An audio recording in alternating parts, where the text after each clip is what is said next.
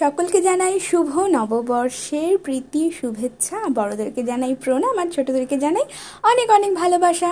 তো আমি সকাল সকাল রেডি হয়ে নিচ্ছি, আমি যাব একটু পুজো দিতে। তো এই সাদা আর লাল এই শাড়িটা পরে নিয়েছি, পয়লা বৈশাখের জন্য একদম পারফেক্ট একটা শাড়ি বলে মনে হলো আমার। আর এই কুলো মোটিভের এই জুয়েলারিটা আমি সিলেক্ট করলাম গ্রিন কালারের। হয়তো বা রেড কিছু পরলে ভালো লাগতো, ভাবলাম একটু অন্যরকম পরে দেখি কেমন লাগে। যেহেতু কুলোটা দেখে আমার খুব ভালো লাগলো, সেই জন্য ভাবলাম এই শাড়িটার জন্যই এটাই ভালো লাগবে, এটাই সিলেক্ট করে নিলাম। তো এটা পরে নিয়েছি। এটা আমি কিনেছিলাম করুণাময়ীতে যে মেলাটা হয় সেখান থেকে কিনে নিয়েছিলাম। এর সাথে একটা গ্রিন কালারের ইয়াররিংস ছিল, সেটাও আমি পরে নিয়েছি। আর ফেসে কিন্তু আমি অলরেডি ময়েশ্চারাইজার স্নান করে উঠে লাগিয়েই নিয়েছি। তো এখন রেডি হওয়ার পালা, ঝটপট। মেকআপ আমি কিছুই করব না, জাস্ট ময়েশ্চারাইজার একটু সানস্ক্রিন লাগিয়ে নিয়েছি। আর এখন চুড়ি পরতে হবে, চলো চুড়িটা পরে নিই। আর আমি এখন এই গ্রিন কালারের জুয়েলারির সাথে একটু গ্রিন কালারের চুড়িটাই পরবো বলে সিলেক্ট করেছি। তো গ্রিন চুড়িটা পরে নিই। এইটা তোমাদের দাদাভাই আমাকে এনে দিয়েছিল। এটা আসলে আমি শ্রাবণ মাসে যে শিবের পুজোটা হয় সেই সময় আমি শুনেছিলাম সবুজ রঙের নাকি চুড়ি পরতে হয়। তো আমি অনেক খুঁজে খুঁজে এই কাঁচের চুড়িটাকে তোমাদের দাদাভাইকে দিয়ে আনিয়েছিলাম। তো সেটাই এখন পরে নিচ্ছি। সবুজ আর নীল রঙটা কিন্তু আমার ভীষণ পছন্দের। তো সবুজ রঙের চুড়ি, সবুজ রঙের গলার হার আর কানের দুল পরে নিয়েছি। আর এখন একটু টিপ পরে নেব আর লিপস্টিক পরে নেব, ছোট্ট টিপ, হালকা লিপস্টিক, ব্যাস। আবার কি, তো এই যে পুচকি ব্যাগটা দেখছো, এর মধ্যেই আমার যত সাজের জিনিস, মোটামুটি কোনো জায়গায় বেরোনোর দরকার পড়লে আমি এর মধ্যেই নিয়ে নিই। তো এর মধ্যে আমার লিপস্টিক আর টিপটা ছিল, সেটা আমি বার করে নিয়েছি। তো ছোট্ট টিপটা পরে নিলাম। আর এবার পরে নেব লিপস্টিক। দেখো টিপটা পরার সাথে সাথে মুখটা পুরো চেঞ্জ হয়ে গেল। ছোট্ট একটা টিপ, বাট মুখটাকেই পুরো চেঞ্জ করে দেয়। আর এবার আমি একটু লিপস্টিক পরে নেবো। কসমেটিক্সের মধ্যে সব থেকে পছন্দের হচ্ছে আমার লিপস্টিক।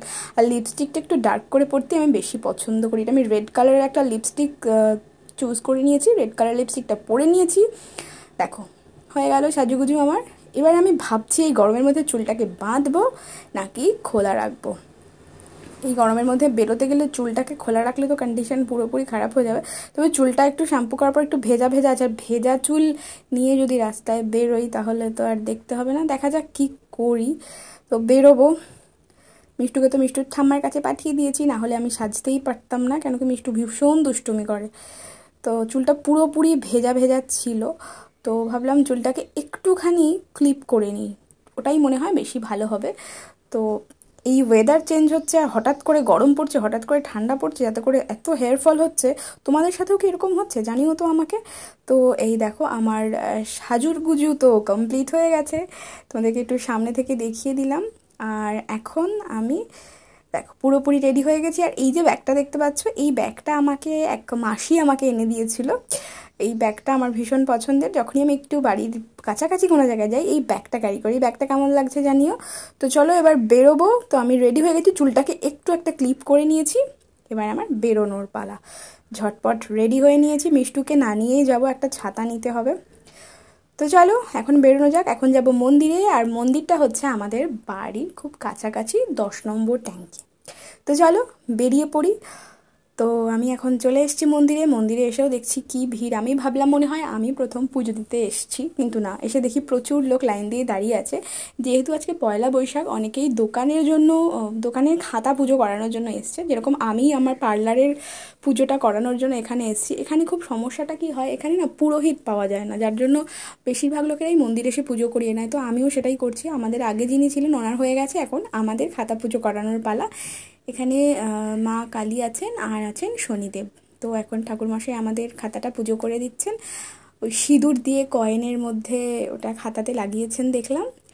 আর এখন লিখে দিচ্ছেন, একটা স্বস্তিক এঁকে দেবেন। তো আমরা আগেই পুজোটা দিয়ে দিয়েছিলাম। তো উনি বললেন 10টায় আসতে। আর তাড়াতাড়ি কি বেরোনো যায়, সব কিছু কমপ্লিট করে সেজে গুজে তারপর তো বেরোবো। যাই হোক একটু দেরি হয়ে গেছে আমাদের আস্তে আস্তে। তো এরপরে আমি এখান থেকে পুজোটা সেরে নিয়ে যাব হচ্ছে পার্লারে। পার্লার গিয়ে তারপর ওখানেও আমার একটা ঠাকুর আছে, সেখানে গিয়ে একটু পুজো করিয়ে নেবো। এখানে খুবই সমস্যা হয়, পুরোহিত পাওয়া যায় না। তো যাই হোক এখানে আমি পুরোহিতকে দিয়ে পুজোটা করিয়ে নিই।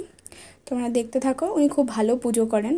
আমরা যখনই আসি, আরেকজন পুরোহিত আছেন, তবে ওনার কাছে আমি কখনো পুজো করাইনি, এনার কাছেই করিয়েছি। খুব ভালো পুজো করেন উনি। তো উনি এখন পুজোটা করে নিক, তারপরে দেখো প্রচুর মানুষ এসছে, দাঁড়িয়ে আছে লাইন দিয়ে, গরমে দাঁড়ানো যাচ্ছে না, ওখানে এত গরম। তো কিছু করার নেই, বছরে একটা দিন তো একটু আসতেই হবে, বিশেষ করে যারা ব্যবসাদার তারা তো পুজোটা করাবেই। তো এখানে আমাদের নাম গোত্র দিয়ে পুজো করা হচ্ছে।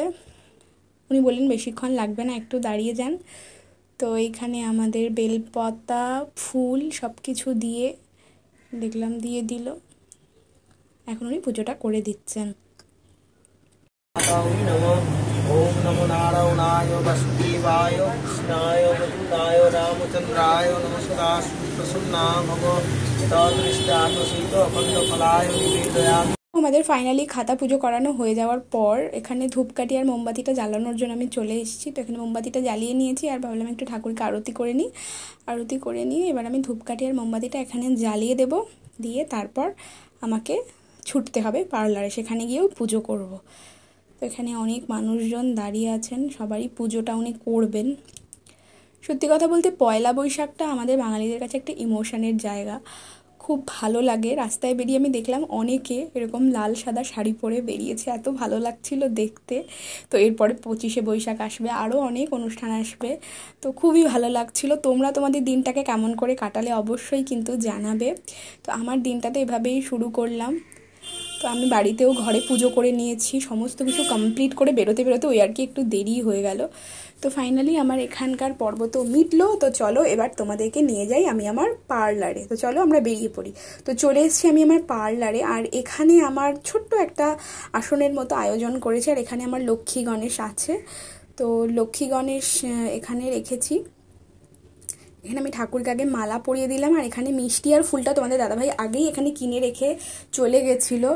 তো এখানে তো বললামই আগে এখানে পুরোহিত পাওয়া যায় না। তো আগের বারও আমি পুজো করিয়েছিলাম, একজন পুরোহিতকে রীতিমতো ধরে নিয়ে এসে পুজো করানো হয়েছিল। তো এবার তো আর পাওয়া গেল না, উনি বললেন এবার আর আমি আসতে পারবো না, আমি তো খুব ব্যস্ত থাকি, এবার আপনারা একটু মন্দির থেকে পুজো করিয়ে নেন। এই মন্দিরে পুজো করার বিষয়টাও জানো তো আমি জানতাম না, আমাকে উনি বললেন, তো ভাবলাম ঠিক আছে আমি গিয়ে দেখবো। তো ওখানে দেখলাম অনেকে মূর্তি নিয়ে এসে মন্দিরে পুজো করাচ্ছে, তো আমি সেটা জানতাম না, শুধু আমি খাতা নিয়ে গেছি, খাতা ফল মিষ্টি যেমন আমরা মন্দিরে নিয়ে যাই সেরকম নিয়ে গিয়ে পুজো করিয়ে নিয়ে এলাম। তো পরের বার যদি পুরোহিত না পাওয়া যায় আমাকে ঠাকুর নিয়ে গিয়েই পুজো করিয়ে নিয়ে আসতে হবে। তো এখানে আমার শারদামা রামকৃষ্ণদেবও আছেন, ওনাদেরকেও একটু ফুল দিয়ে একটু সাজিয়ে সুন্দর করে পুজো দিচ্ছি। আর সত্যি কথা বলতে জানো তো যখন আমি পুজোটা দিচ্ছিলাম ঘরে না এত সুন্দর, আমি একটুও জানো তো চন্দন বাটিনি কিচ্ছু করিনি, কিন্তু এত সুন্দর একটা চন্দনের গন্ধে মোমো করছিল, খুব ভালো লাগছিল, মানে ভেতরে একটা পজিটিভিটি ফিল করছিলাম, আমার সত্যি ভীষণ ভালো লাগছিল। তো এদিকে আমার মা লক্ষ্মীকে আমি একটু ফুল দিয়ে দিলাম, আর এদিকে আমার গণেশ দাদা আছে, গণেশ দাদাকেও একটু ফুল আর বেলপাতা দিয়ে দিলাম। আমি ভেবেছিলাম আসনটাকে খুব সুন্দর করে সাজাবো, কিন্তু এমন অবস্থা যে সামনে আমি একটু ভালো করে ফুলও দিতে পারছি না, যে পড়ে যাচ্ছে ফুলগুলো। তো এখানে আমাদের গুরুদেবও আছেন, আমার লোকনাথ বাবা আছেন, সবাইকে ভালো করে সাজিয়ে গুছিয়ে আমি আমার মনের মতো করে একটু পুজোটা করে নিলাম। এখানে আমি আজকে মিষ্টির মধ্যে এনেছি লাড্ডু, গণেশ দাদা লাড্ডু খেতে ভালোবাসে, তাই আমি গণেশ দাদা আর মা লক্ষ্মীর জন্য নিয়ে এসেছি লাড্ডু। তো এখানে আমি এই দেখো ফুলটা দিচ্ছি, তো ফুলটা বারবার করে পড়ে যাচ্ছিলো।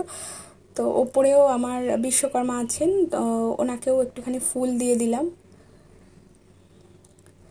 এখন এই সামনেটা ভাবলাম একটু ফুল আছে, অনেকটা ফুল নিয়ে এসছে, ফুল দিয়ে সামনের দিকটাও একটুখানি সাজিয়ে দিই। এই যে সামনেটা একটু গাঁদা ফুল, আর এখন যেহেতু গরম পড়ে গেছে না ফুলগুলো পুরো খারাপ হয়ে যায়, নষ্ট হয়ে যাচ্ছে। এনে রেখেছি সকালে, এখনই দেখছি একটু একটু খারাপ হতে শুরু করে দিয়েছে।